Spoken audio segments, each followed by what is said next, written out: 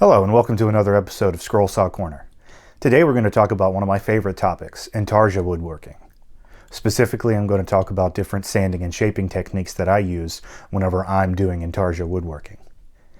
If this is one of your first introductions to scroll saw woodworking or specifically to intarsia, welcome, and hopefully you enjoy it as much as I do. Intarsia is a specific kind of woodworking that combines elements of collage and produces an entire composition out of different styles, different species of woods. It uses only the natural wood colors and a clear coat finish, along with specific grain orientation, shaping, and dimension to produce the overall composition. Typically, there's no painting or staining or dyeing involved. You can see some of the pieces behind me or on my gallery at scrollsawcorner.com, and these pieces are all natural woods. I don't use paint on anything. When I do intarsia, I use only the woods, natural woods, and exotic hardwoods that are available to produce the image. I think that that's the most enjoyable way to do it, but I certainly don't begrudge anybody who does any other technique, whether they're painting or staining, to bring their art to life. That's up to them and up to you as the person who's making it. So I hope you can learn from some of these techniques. These are the techniques that I use, and it may just be either preference or because I don't necessarily have the tools to do other things, but I'll show you the techniques that I use, the tools that I typically use in my shop, and give you some examples of some recent projects that I've done along the way. Enjoy! The first shaping tool I want to talk about is the belt sander. I have this 4-inch belt sander and combination disc sander from Harbor Freight, as well as a 1-inch belt sander from Harbor Freight. The 4-inch belt sander and disc sander combo I've had for probably over 3 years and at this point, and it's one of my favorite tools for the beginning rough shaping for intarsia, and I'm surprised I don't actually have any video of me using it, so I'm going to have to resolve that. On the 4-inch belt sander, I typically have an 80 grit belt on it, and on the 1-inch belt sander, I typically have I think it's a 60 grit or 40 or something like that. It's a coarser grit, and I like to use these for some of the beginning stages of shaping and shaping on larger pieces, because the wider belt makes it difficult to get into some of the detailed spots. You can do some good detail work with the 1-inch belt sander, but it's still harder than using needle files or a Dremel or something like that to get into the detail contour spaces. In this video clip here, you can see that I'm doing some shaping on the outline of some ducklings from a pattern that was Kathy Wise' design. I've got another video on this one on the profile if you're interested in seeing this whole project.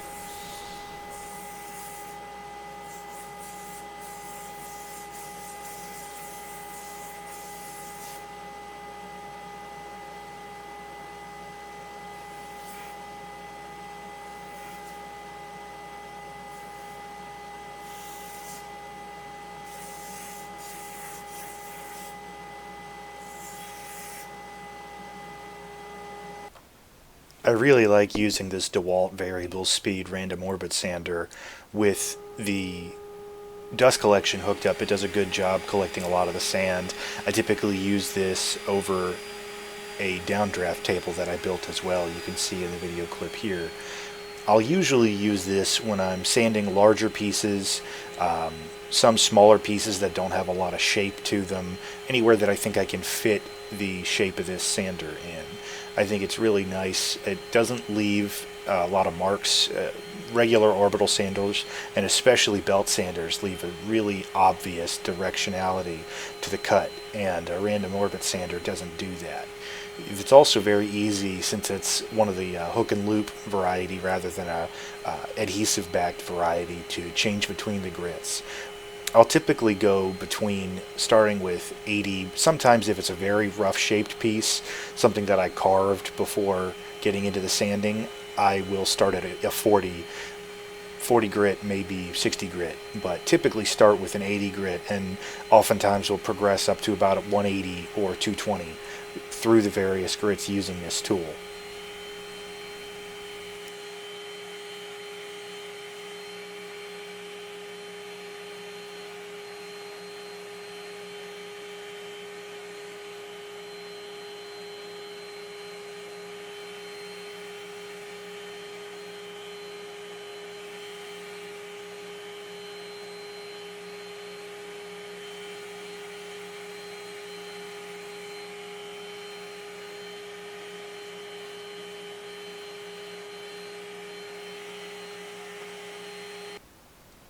The Dremel rotary tool was probably the second tool that I picked up and used the most when I was getting into scroll saw woodworking, after the belt sander that I mentioned earlier, and of course the scroll saw. I think rotary tools are indispensable for doing intarsia shaping and sanding, whether it's using a sanding drum. I'm a big fan of Carbide Burrs, the diamond bits, really sanding mops. There's a lot of different things you can use. They're so versatile, and I recommend that if people don't already own one, they really should consider getting one. You can even use them to drill the holes if you use the plunge router attachment or the drill press attachment that they have, drill press or workstation attachment. They're extremely common too. I found both of the Dremels that I own at yard sales for far less than half of original retail, and I've used them fairly extensively and still recommend them, other than the fact that I've got a newer power grinder from Harbor Freight that I recently received, and I'll tell you guys a little bit about that next.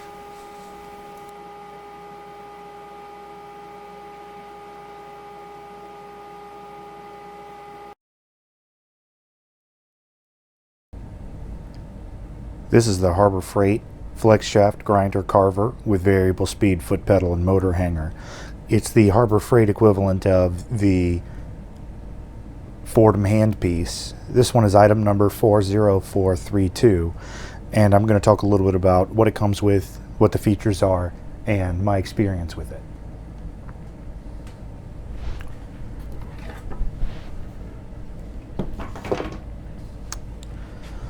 Comes with the variable speed foot pedal,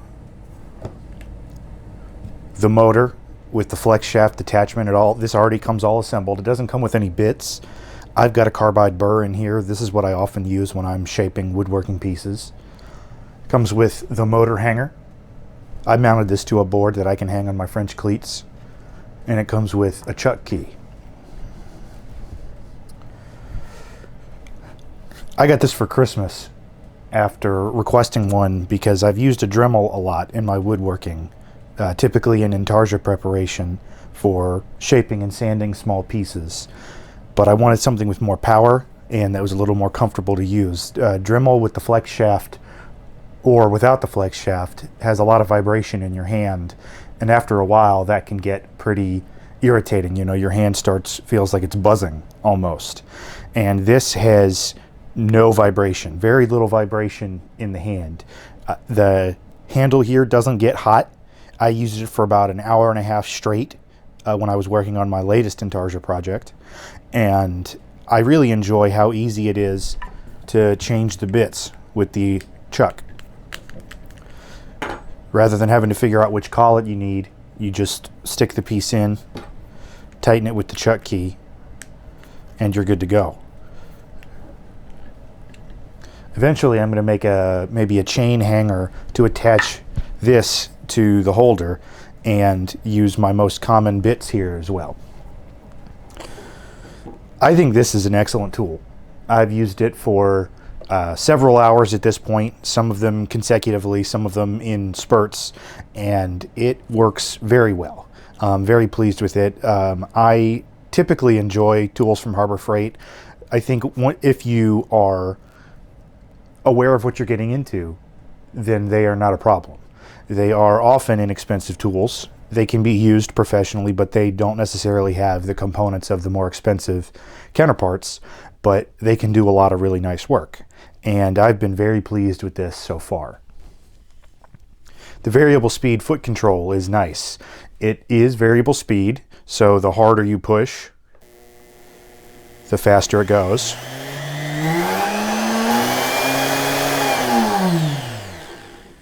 You could see even at the higher speeds, the motor is not jumping around and the handle is moving very little as well. And that makes it much more comfortable to use than a Dremel. I've had a Dremel 3000 for several years, and while I think Dremels are great tools, I don't think that they have the power or the comfort for long use that this type of tool does. I'm going to continue using it until it no longer works. And at that point, I may try to get the Fordham tool or something different. But with stronger components, but I feel like this will probably last for a while, and it's, as I said, very comfortable to use, and I highly recommend it. Once again, this is the Flex Shaft Grinder Carver from Harbor Freight, item number 40432.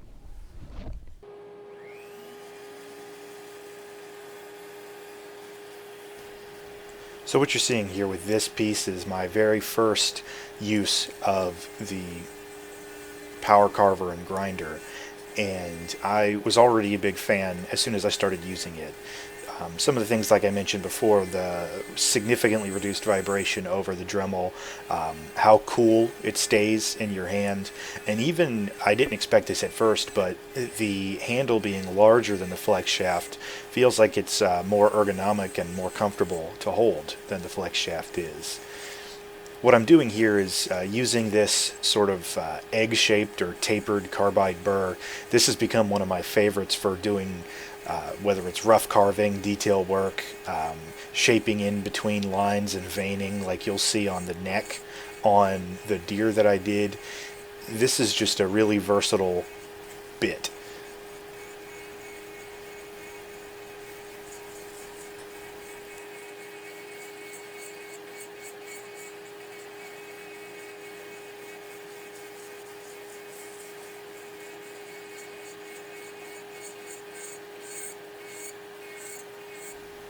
So my goal when I'm using these carbide burrs is to really just rough shape for the section that I'm working on here. You can see I'm shaping this antler piece, trying to get it as close to the roundness and radius as I'm going to have for the finished product. I'm not super worried about getting a very clean finish. That's not really what it's for. But you still want to take off any of the high spots, try to round it and get it as smooth as possible. You can clean all this up with sandpaper as well, but my goal is really to try to get it as close to the finished shape as I want, so that I'm not really trying to continue major shaping once I'm through with the carbide burr.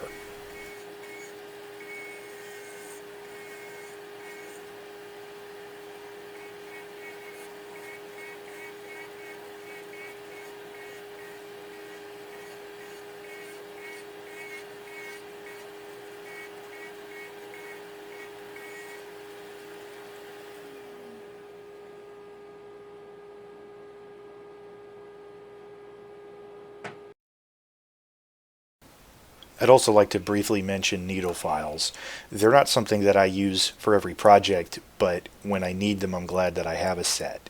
This set was fairly inexpensive, and it comes with a variety of profiles and a variety of coarseness or fineness of the cut. And they're invaluable in certain situations when you want to do some fine detail work, but not remove a lot of material.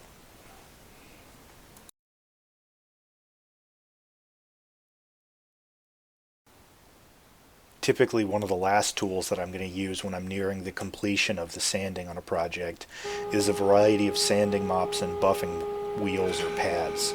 Typically I'm going to mount these into drill press so that they'll move freely while I can manipulate the workpiece by hand. I really enjoy using these. I think I started using them maybe 6 or 8 months ago now, so after about 2 years of doing scroll saw woodworking, and it's something that I wish that I had found sooner. They do a really good job if you're careful with the application. They do a great job of providing a nice finish without a lot of directionality for the cut.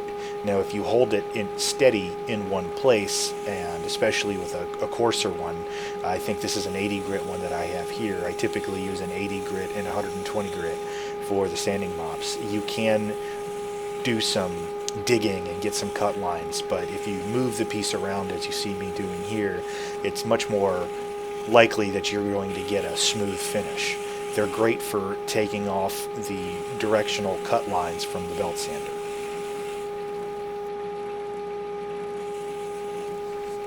I do also use a variety of sandpaper, sanding sponges, and tools for holding the sandpaper so that I can do final shaping and sanding, mostly for cleanup. But I figure we're all generally pretty comfortable with sandpaper, so I'm not going to spend a lot of time talking about that. So we've been through several different techniques now, and hopefully you can get an idea of the types of steps that are involved in taking a piece that's been cut to final assembly and fit. Whenever I first started doing intarsia, I used to feel a big sense of accomplishment whenever I finished doing the cutting.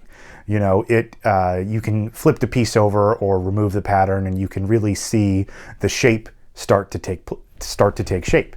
But there's so much more work involved after that, and while I still enjoy seeing the initial pieces fit together, there's nothing quite like looking at the workpiece after you've finished all the sanding and shaping, assembly, and put the final finish on. You really can bring that piece to life. Thank you, and have a great day.